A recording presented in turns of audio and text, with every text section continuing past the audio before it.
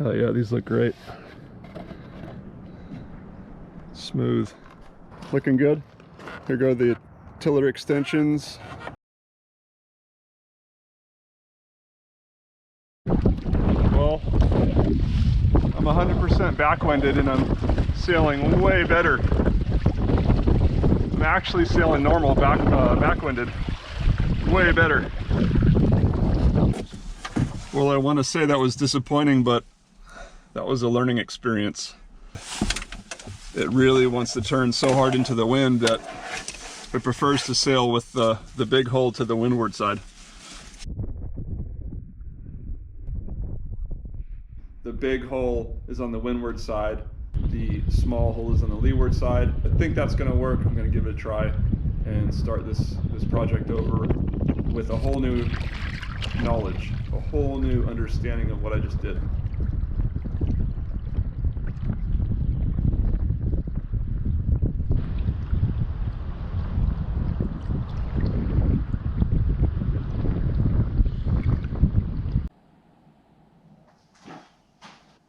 Of all the things I've learned with the real boat and the model, this is what I've arrived at.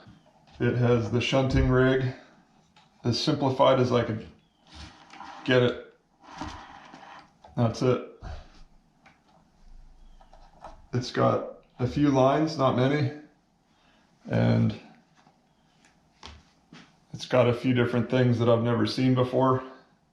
The sail always faces the driver, the captain, if you will. You can sit on this part of the boat, or you can sit on this part of the boat and still not be hit by anything. There's no boom, and the sail maintains its shape mostly because of the wind. So we'll see how this works in the bigger version. There's a lot going on that's not in the model. It doesn't have any steering on the model right now, but I'll go into more detail how I figured all that out and how I think it should work and why it works.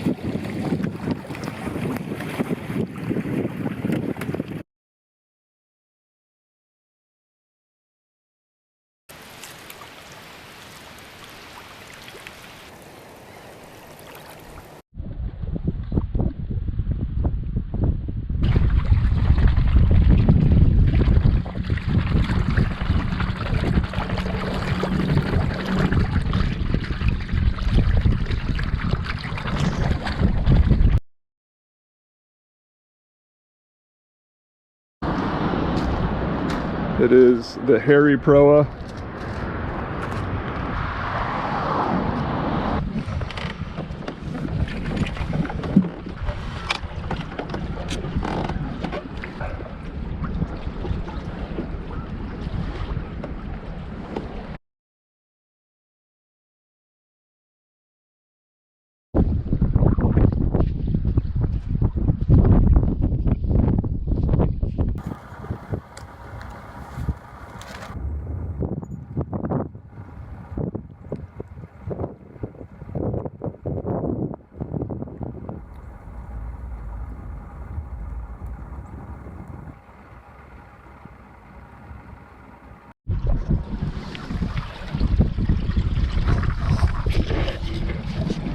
Alright, I've got the kick down rudders working. Yeah.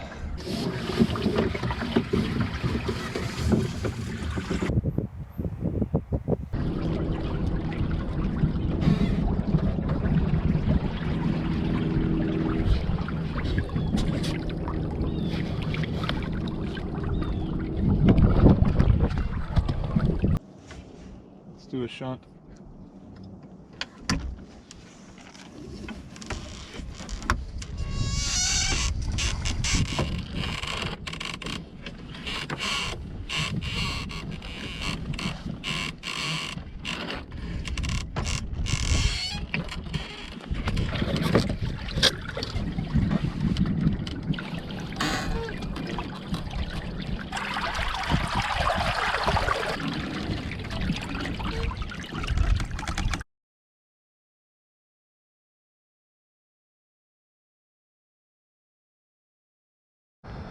I've got the traditional Proa and the Backwinder Pigeon, the boat that I figured out how to put together. And I've got a few things, I don't know if these are legitimate, but I know the center of effort is something that's used to talk about where the force is that pulls the boat through the water from the sail. And I'm going to use that in a side-to-side analyzation instead of a front to back, and it is you want it forward. More forward the better, really, for the Proa, but let's use it side to side because these boats have another dimension, and that's the fact that when you pair two hulls together, it's not one hull anymore, so it gets more confusing. In red I've got the rudders, and this would be the steering oar, and I'll go ahead and make a new phrase, center of drag, and I don't even know if that's a thing, but it's definitely an issue or a challenge with the Proas. If you're pulling this boat through the water, I noticed I found a spot on my hulls that if you pull from that spot, the boat goes straight, and it's a little bit offset between the two hulls closer to the bigger hull, and the reason is obviously there's more displacement, most likely more weight, so you're having more drag on the main hull. The small hull is trailing along and it's pulling the boat towards the small hull, so you have to pull this boat what I'll call the center of drag. So I've got in brown the center of drag on these two boats. It really takes drawing this to figure out what's going on, so this actually showed me a lot about what I'm doing.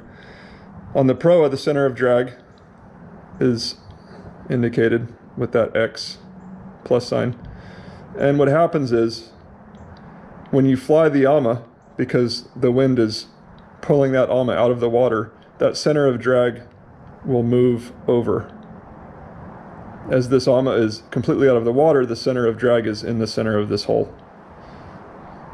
Now on the Backwinder Pigeon, what happens is the center of drag is also next to the big hull, but what happens is the wind will push this smaller Iv'e down and create more drag. So that's why the counterweight is important. You sit on this side, or whoever has weight on this side. But what I noticed when I drew this out was, it's very interesting, is my rudders and my center of drag and my center of effort are all in a line to start with. And that'll change if this sail is pushing this outrigger down. But if this outrigger is not pushed down, it stays pretty much in a line. Now the steering oar on the Proa, the case is that you need it really off the back of the large hull on the leeward side. And what happens is that that corrects the boat wants to turn into the wind, and this corrects that. So also because these boats are front to back symmetrical, meaning the front and back are the same, there's a pivot point, and that X is the pivot point. So not only is your center of drag along this line, but the boat can pivot on this point, same as this hull pivots. So what happens is this big hull will pivot and turn towards the wind, and that's corrected by the forward set sail and the far aft steering oar. Now on the Backwinder Pigeon, I've got 2 kick-down rudders, and what happens is that changes a lot because the boat pivots right between the rudders. So I think that's what gives it a really sensitive control on these 2 twin rudders. You have a very sensitive feel when you turn the boat. In comparing both of these to a trimaran, this design, the Backwinder Pigeon, is basically a trimaran minus 1 outrigger. So you can almost think of it that way. The only difference is your rudder is off to the side a little bit, and you're planting your your leeward ama, into the water the same as you would on a trimaran. Now the Proa is not like that. You're actually pulling this out of the water, and there's nothing unless you have a lee pod. Now this boat, as you go faster, will create more drag unless you counterweight it. Now the Proa, the faster you go, the less drag, because this pulls out of the water. So this is probably a faster boat. This boat, depending on the design of it, would probably be slower.